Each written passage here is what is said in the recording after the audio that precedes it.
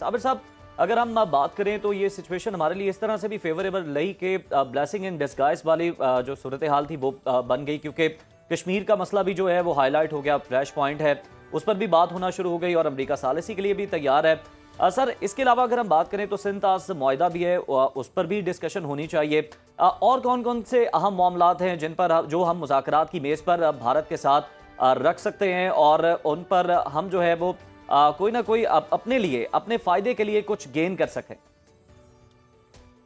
जी देखिए, सबसे इम्पोर्टेंट तो ये है कि जो कुछ इंडिया कर रहा है, पर्टिकुलरली बलूचिस्तान और केपी में जो इन्होंने टेररिज्म को स्पॉन्सर किया है 9/11 के बाद बिलखुसूस, ये बात उनसे करनी चाहिए कि हमारे इल्म में है सब कुछ। कुलभूषण यादव ने सारा कन्फेशन भी किया है, हमारे पास सबूत भी हैं जी। तो ये जो आप हरकतें कर रहे हैं ये कब खत्म होंगी, ये सबसे इम्पोर्टेंट चीज है। इसके अलावा पानी का मसला बेसिकली आपको पता है, रेड क्लिफ कमीशन 1947 में जब उसने ये बाउंड्री लाइन खींची पाकिस्तान और इंडिया के दरमियान, ये गड़बड़ वहीं से शुरू हुई थी क्योंकि हमारे दरिया हमसे कट गए।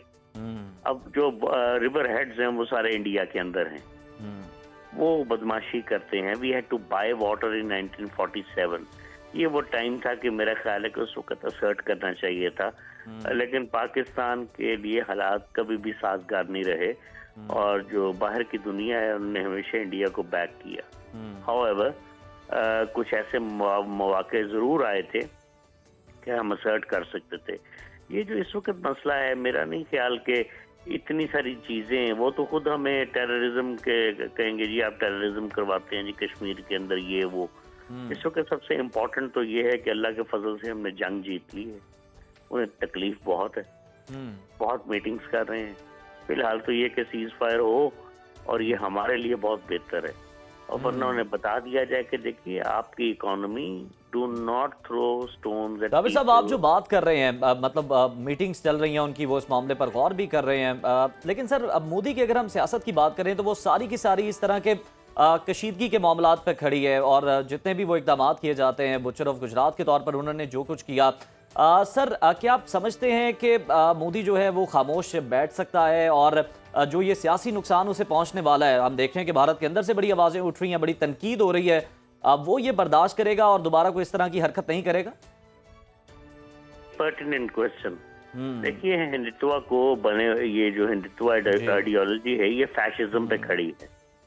1925 से लेके अब 2025 तक आरएसएस को 100 साल हो जाएंगे इस साल जी।